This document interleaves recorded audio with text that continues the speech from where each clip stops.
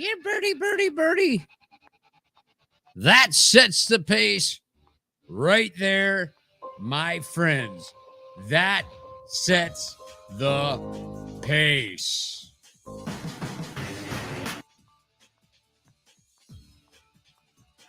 Let's bring this today, guys. Welcome back to the show.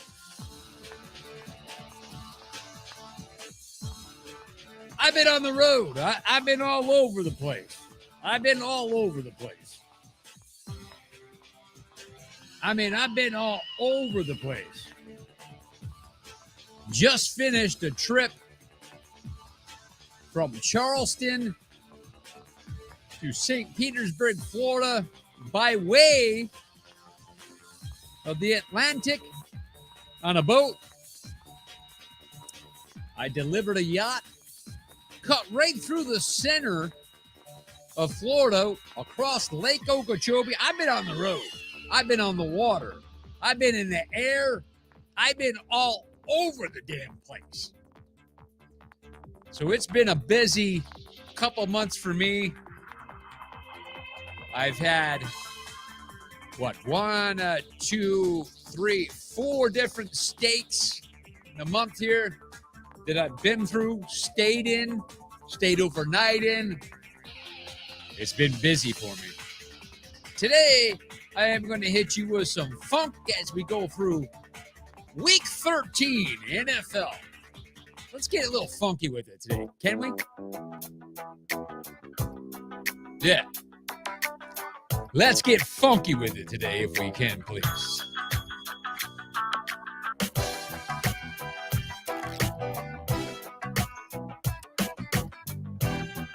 All right, guys.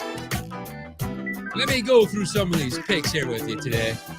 Not going to, divulge all my picks right now, but what I am going to do, we're going to go through them, and we are going to break them all down. Let's just run through some games that we got going on today, if we may. Pittsburgh is at Atlanta. Pittsburgh at the Atlanta Falcons. We've got the Broncos at the Ravens. And we go by this, sometimes. Guys, keep in mind what's really going on here with some of these teams. We're week 13 right now. Some of these divisions, it's like you could be a 500 team and have a playoff run going. Playoffs? Yeah, you can. I'll go ahead and announce their records as I announce the games that are going on today. Okay? Let's do that.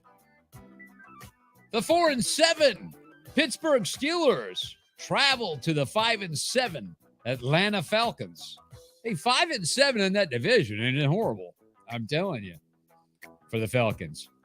The 3-8. Hello? Boy, you buy a football team and you're ready to go, and then you think you're going to get a future Hall of Fame quarterback in his prime. Russell Wilson.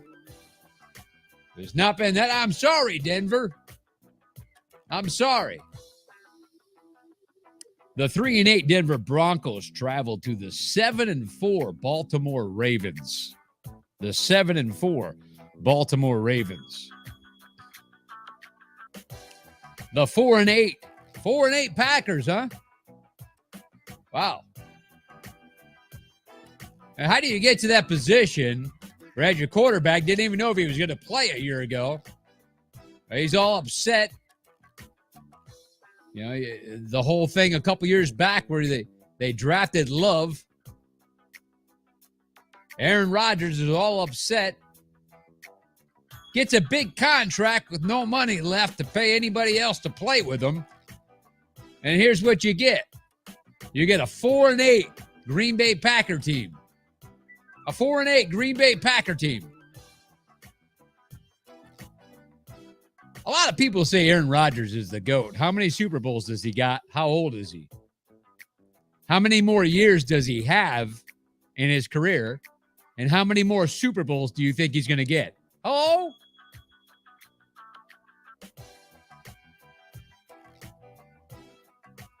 The 4-8 Green Bay Packers travel to the Windy City with the 3-9 Chicago Bears. The 4-7 Jacksonville Jaguars show glimpses of greatness at times, don't they? You get a little glimpse of it. You get a peek through the little window. You get a little glimpse of what the future could be in Jacksonville. I know there's not a lot of people that are Trevor Lawrence fans. They think, oh, he's not an NFL quarterback. He was a great college quarterback. He's not an NFL quarterback. I tend to disagree with that. I strongly disagree. We're in his second year. His first year shouldn't even count, considering the way that organization was operated with the head coach and everything else.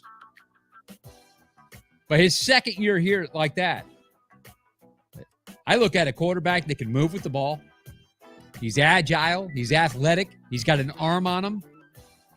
I'm looking at a team in a couple years here that I don't think anybody's going to question that Trevor Lawrence is a NFL quarterback, and with the potential, I'm going to say it, with the potential to be a top 10 quarterback in the NFL 5 years from now. You watch this. Just look at some of the quarterbacks that are top 10 quarterbacks. How were they when they started their first year, second year?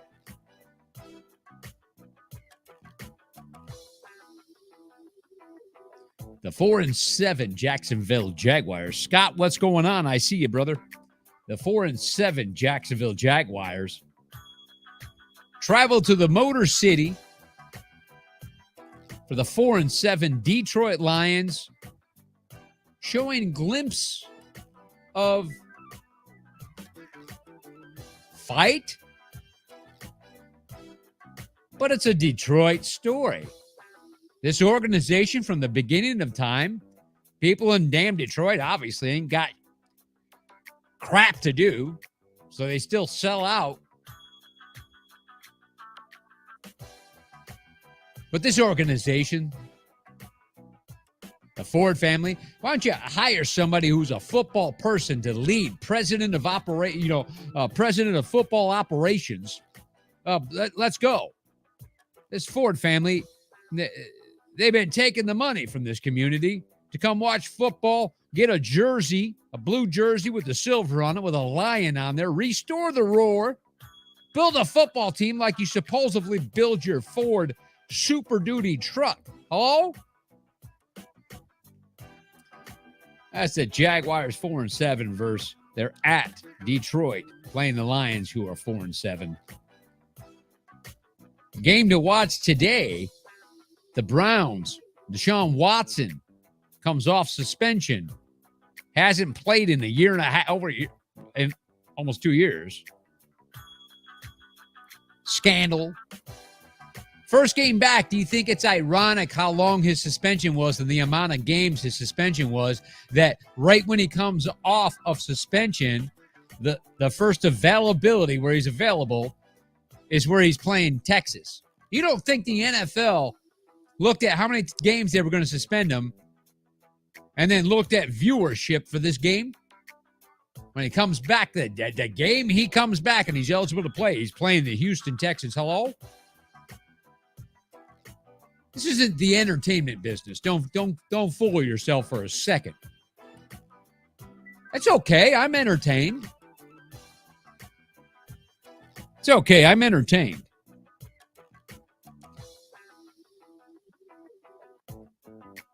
Thank you, Scott. So that's the Browns 4-7 traveling to the 1-9-1. Lovie Smith, if you don't play to win the game and you played a tie, which you did at the beginning of the season, and I told you you're jinxed. Any team that does that and does not play to win, what do you got to lose, especially his first game of the season? It was the first or second. I think it was the first game of the season. You played to tie. What did you have to lose? Go for it, dude. You punted the ball away when you knew no matter what, time was running out. You wouldn't get possession back. So if you stopped the team from scoring on you, you had a tie, but you knew you weren't getting the ball back, so you played to tie. That's it. You're done. I'd fire my coach in a second. What did you have to lose at that point? Instead, what did you get out of it? You got a tie on your record and 1 win. Knowing that now, why wouldn't you have gone for the win? Like you're saving a playoff spot? Playoffs? It's just ridiculous. And it's pathetic. You play to win the game. That's what I think about that. Johnny Dean in the house. Johnny Dean, what is going on? We have the 7-4 Jets traveling to the 9-2. You heard me, 9-2 Minnesota Vikings. I called them week 6, the Minnesota Vikings, my sleeping beauty team. That's what I did. I called the Minnesota Vikings early on in the season. I called them my sleeping beauty team. I did. And I really thought that they were. The Minnesota Vikings were my sleeping beauty team. They were. And still, I think of them that way. I really did. Scott says Jason West joined the show. Hey, Scott's trying to bring him in today. The early games today look better than the primetime games. And I'm with you on that one. I'm with you on that one, Johnny.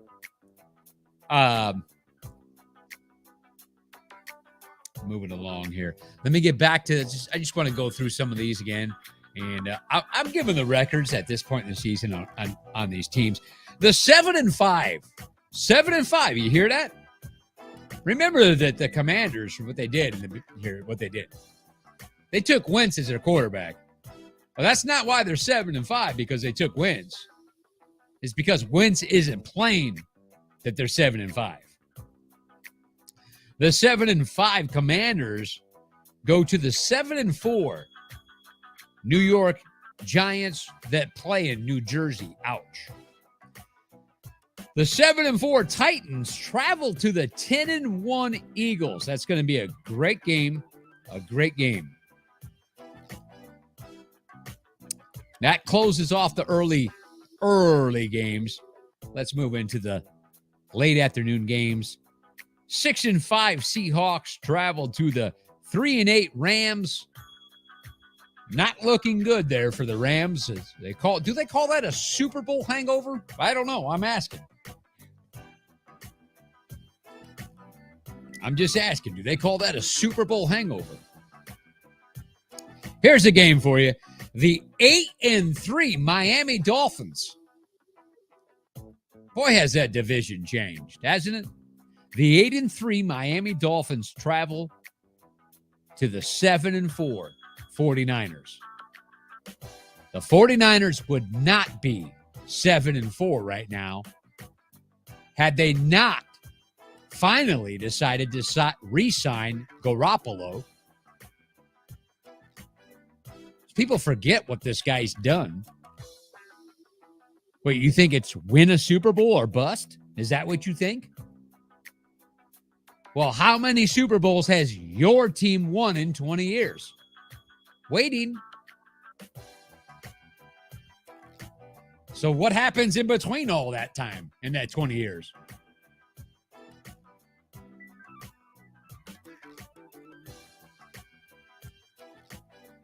Jimmy G, check out the stats. Check out his win-loss. Compare that to the other 31 quarterbacks in his era. I'd be interested to know, how's he doing?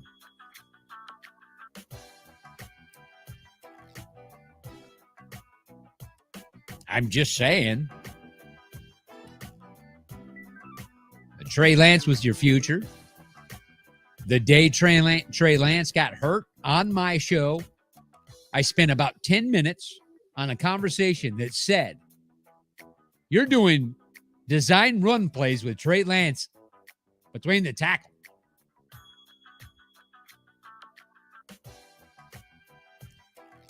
And I said, are you going to use your quarterback like that? He must not be the quarterback of your future because he won't last. It's that you don't respect him.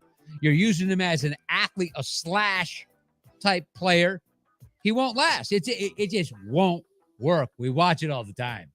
This isn't something I pull a script out of my ass.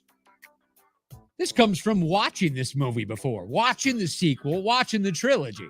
Here we are again. I'll say it again next year. Very few quarterbacks can be used that way. Very few. But there it is.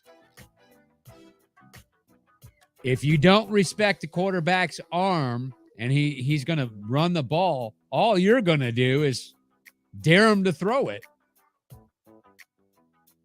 Dare him. And then be prepared to crush him if he runs it. Dare him.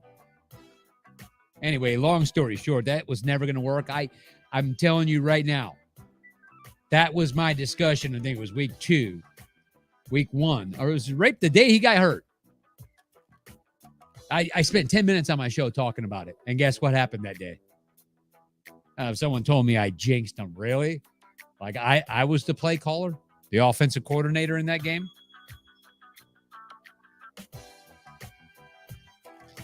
John, here's something from, let me get into these comments here. John, Jimmy G started the second game after Trey went out. It was week 2. Week one. I'll have to pull up that show where I was talking about that for like 10 minutes prior to him getting hurt. And my prediction on that show where I spent 10 minutes was that Jimmy G would be the starter by week 6, is what I said. And we see what happened.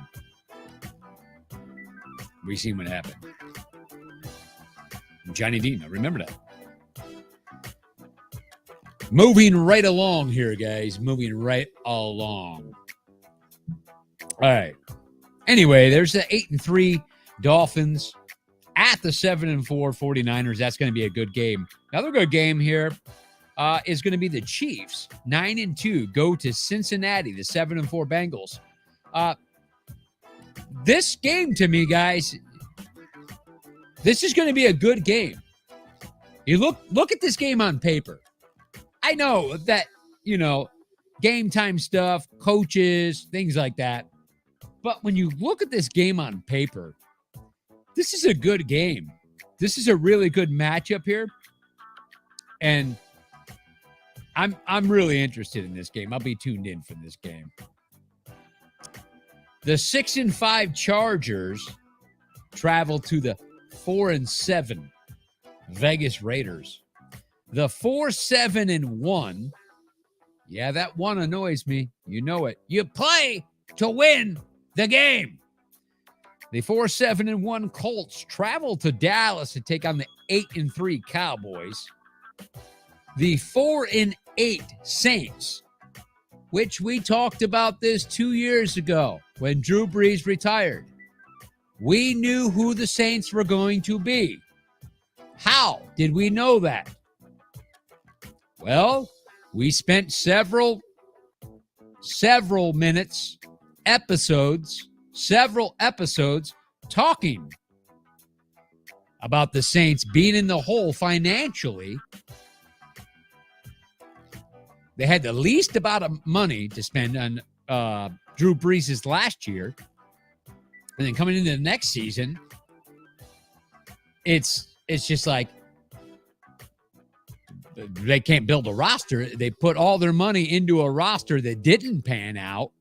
Now, don't get me wrong. They've got good guys, but in my opinion, how did they end up with in my opinion, Drew Brees leaves. Why wouldn't you be taking a proven quarterback, okay, that can take you to the playoffs? Playoffs?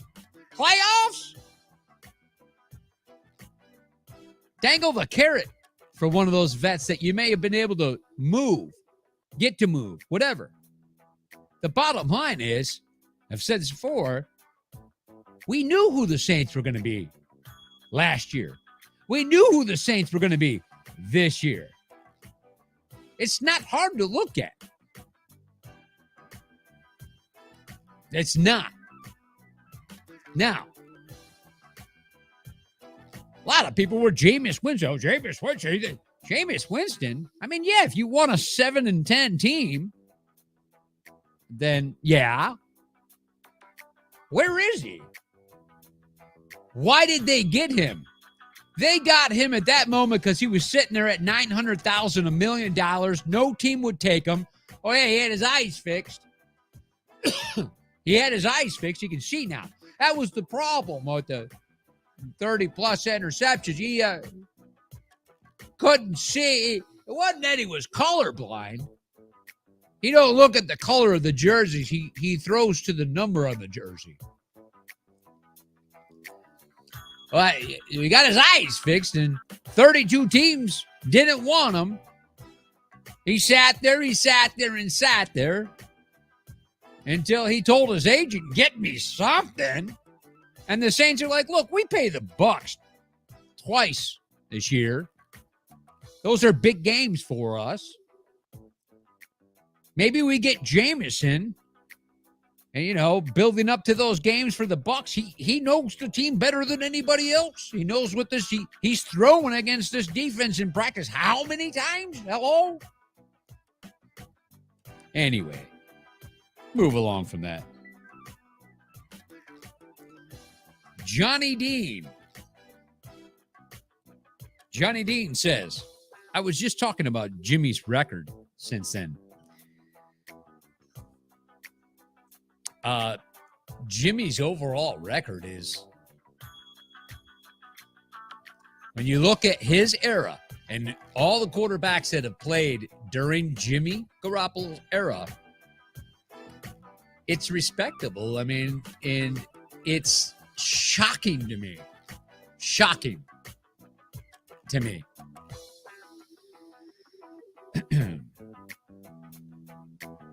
Where are my manners? How you been doing, John? Been a while. I've been all over the place, Johnny Dean. I've been all over the place. I've been to Detroit, up in Michigan. I've been to Carolina, Georgia, Florida. I just got through delivering a yacht from Charleston, Carolina. I delivered it to St. Petersburg, Florida. I made way yesterday into St. Petersburg afternoon. I had a wonderful trip. I actually took the boat through the bottom of Florida, old school stuff here, and I went through all the locks. I crossed Lake Okeechobee, like 34 miles across, and then I continued on through a couple more locks, a couple swing bridges. I came out into Fort Myers, which was shocking. To see the destruction that's there, but also very inspirational with people rebuilding and their work ethic, their dedication, their poise, their good spirits. I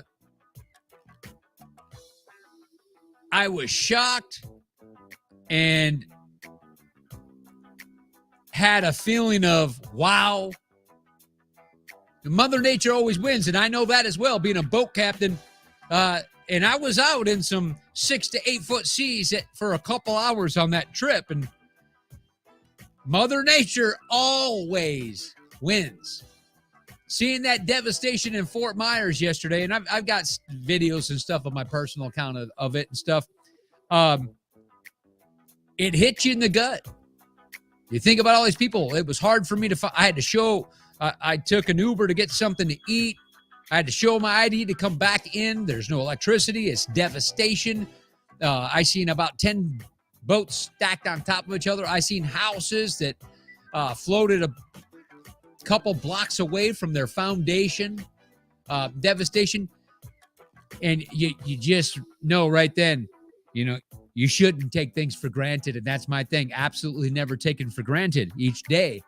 And, but then on the flip side of that, I was inspired. I was inspired by a community that's working their asses off to get their community back, to get power restored, to get an income to put themselves in a position to have an income again. And I stopped at Moss Marine at Fort Myers Beach. I was the very first transient there that stayed overnight since the hurricane.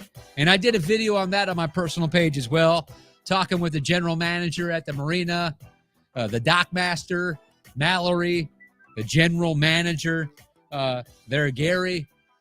Great people, great story. Gary worked on a reservation as a enforcement an officer in Michigan, and he fell into this job after retiring doing that.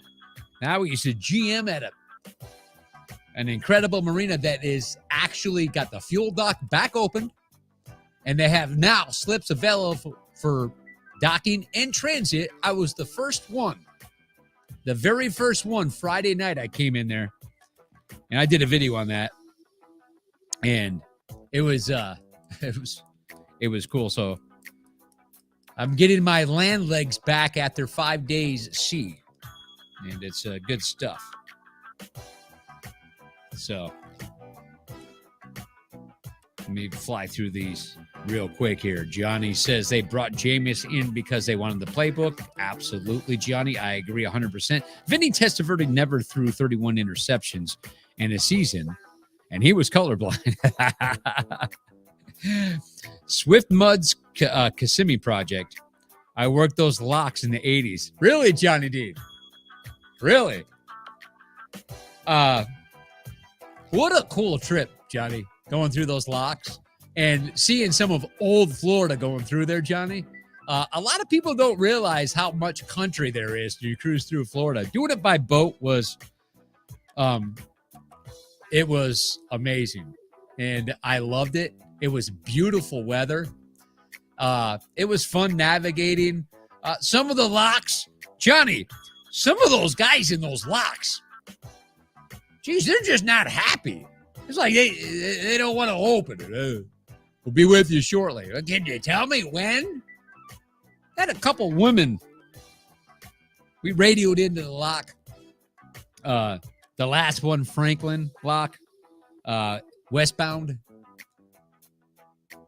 She was so friendly and nice, and it was shocking to me. The bridge tenders, the lock tenders, everything. She was so shockingly nice that I came up and I said, while the lock was going, she came out there when she finally opened the lock. And speaking of locks, let me tell you guys, I went up 14 feet and then came back down 14 when I went through those locks. It was something else. I mean, not all at 14 at once. One of the biggest ones was an 8-foot rise when I came in. And then I went 2, I went 4. But anyway, I told her, can I ask you something? And she said, sure. I said, why are you so nice? And she's like, thank you for saying that. And she goes, that's because I'm from Idaho. I don't know. Anyway. Yeah, I had Johnny. I left St. Augustine. Let's see. I left Charleston on Tuesday, made way to Savannah. Just not a far trip, but I came into Savannah at night, Tuesday night. Wednesday, I left Savannah. I made St. Augustine, stayed the night. Thursday morning, I left St. Augustine, and it was horrible. Horrible. Forecast was 4 to 6. It was actually 6 to 8 with an occasional 10, 12. And for 2 hours, I really battled out there, and I made it back in, squeezed behind the jetty at Ponce Inlet, and then took the ICW the rest of the way to Stewart. And I stayed in Stewart overnight, woke up 7 a.m. in the morning. I made way through Florida, crossing the Okeechobee. Stayed at Fort Myers Beach Friday night. Saturday morning, I woke up made way from Fort Myers to St. Petersburg, Florida. A beautiful, beautiful run. Are they using independent now, or is it still Corps of Engineers there, John? I don't know, Johnny, about that, really, to tell you the truth. And I don't know as far as what's happened also, with since the hurricane and stuff. I seen the Coast Guard out everywhere doing a lot of different stuff, working markers, channels, everything like that. And I know they played a huge role in cleanup and stuff. But now I don't know what the dredge projects of what's going on there. All right. So the 4-8 Saints are going to be at the 5-6 Buccaneers. The Buccaneers, to me, look like they shied away. I was extremely happy there for a couple weeks. And then it looks like, oh yeah, let's not run again. I know I've said this and people disagree with me and stuff like that, but I have not been very happy with the play call for several weeks. And I do contribute it a lot to our record here with the Buccaneers this year at 5-6. Why do I? Well, and I got to say something else too. And Johnny, I know you'll probably know what I'm talking about and either agree or disagree. But I watched Mike Evans in several games, but in particular last week. Is it just me? Or does anybody else feel that Mike Evans gave up on several balls that with a little bit more effort, he had a chance of making the reception? That sometimes before even trying that, he wants a call without even trying to catch it. Like he's lifting his up. And is it just the way I'm seeing it?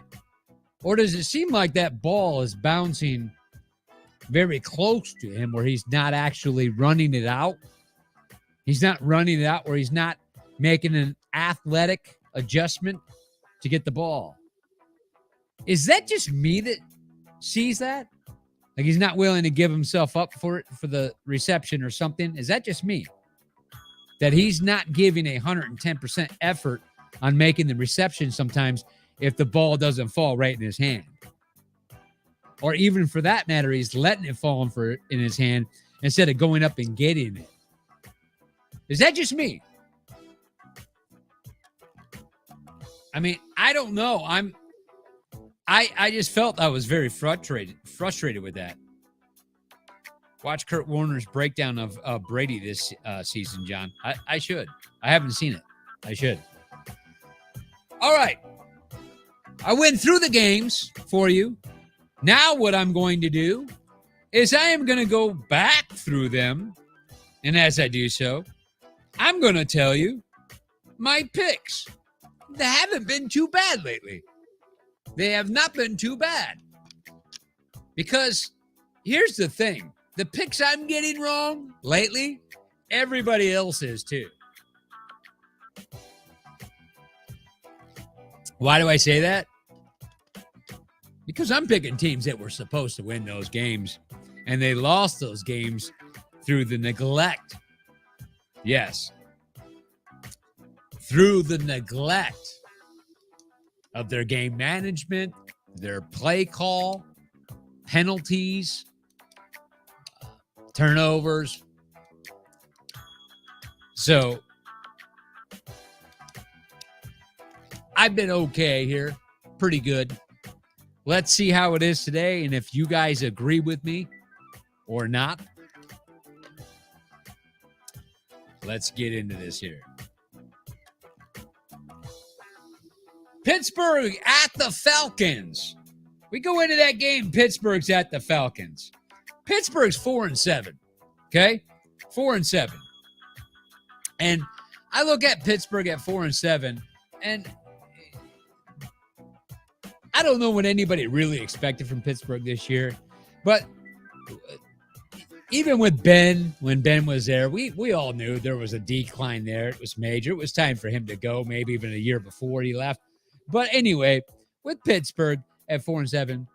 Did they do enough to give you a winning team in the offseason? Did they Pittsburgh fans give you a winning roster? Is this shocking that Pittsburgh's 4-7? To me, no. To me, no. This is something I'm really interested in, so I'm going to take a look at what Johnny said. Johnny Dean says, Mike has been working the slants and slot a lot this year. He's working.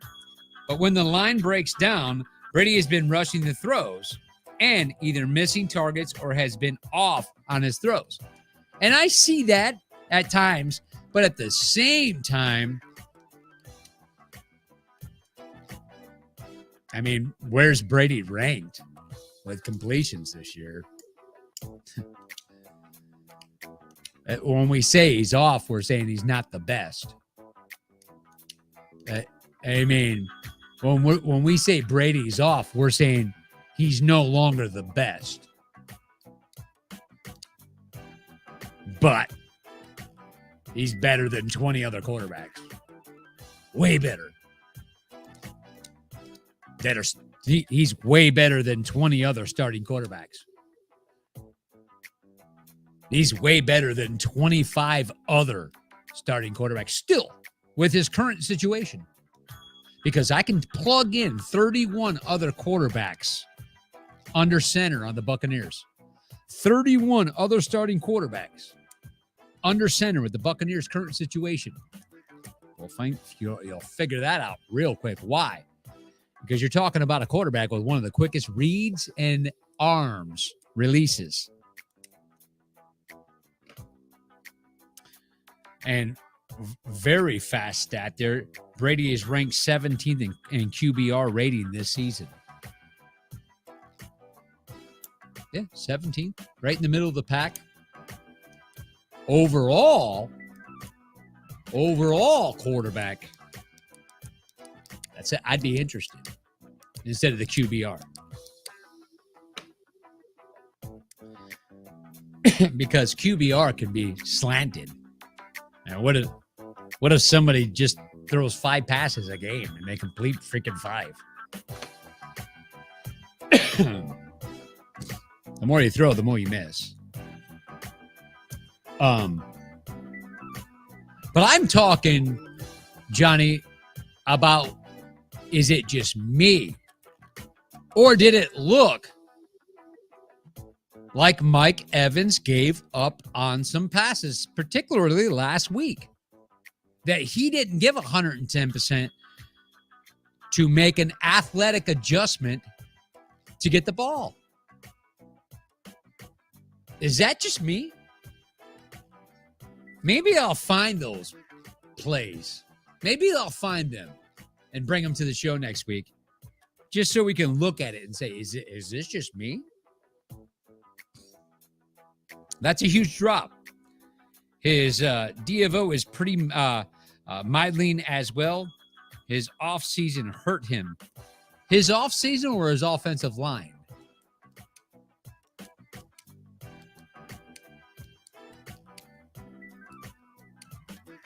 I believe he went through a lot this offseason. You're right, Johnny.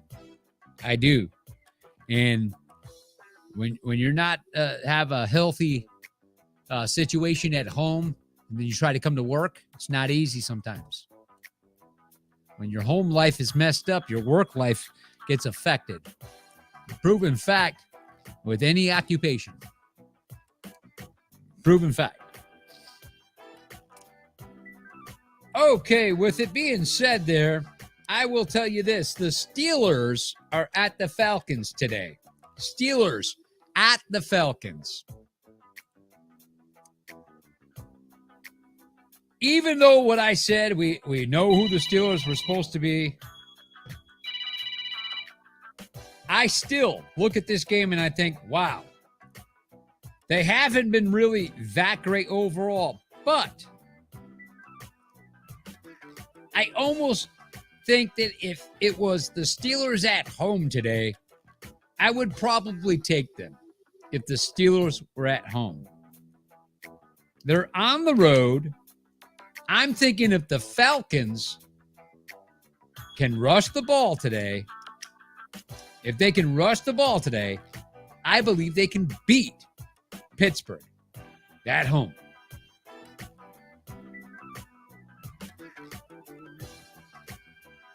I really believe that. I want to look at something here real quick because I think it's important to me.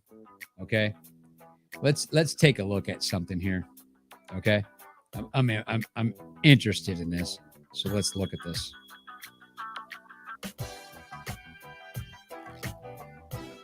Yeah, okay. A lot's changed here as I look at. I'm just going through here and I'm looking at different teams. I'm looking at teams for rushing and things of that nature. And I can see, some of these stats are a lot different than what you see as the season plays on, because they started out great and then they just went to hell. So it's skewed. It's really skewed. But I do believe, I'm going to mark that down. I'm going to take the Falcons at home today.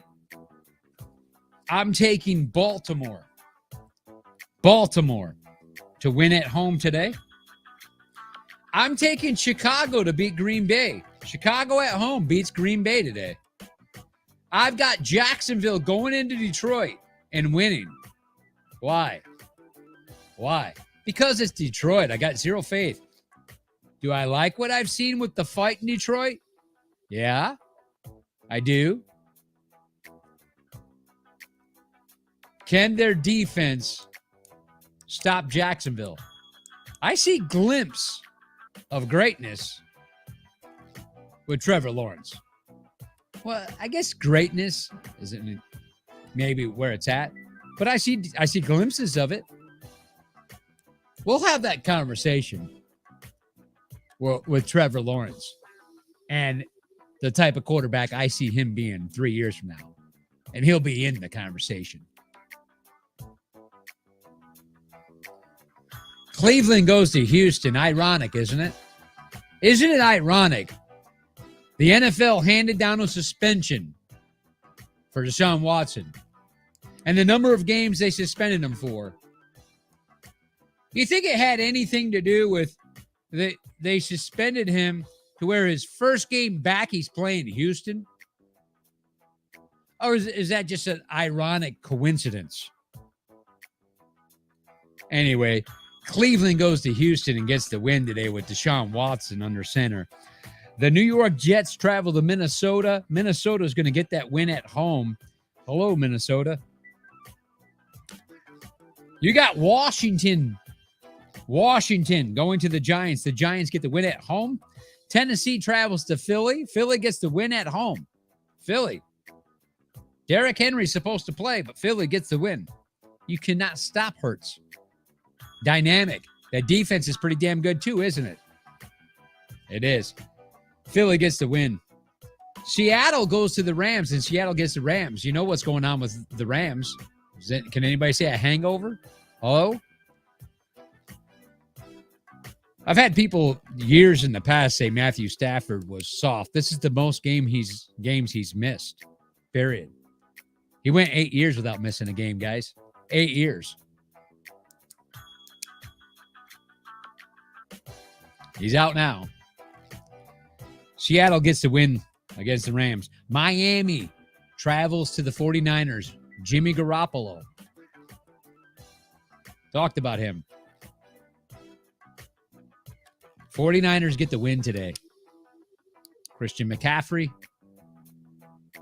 Debo. Gittles.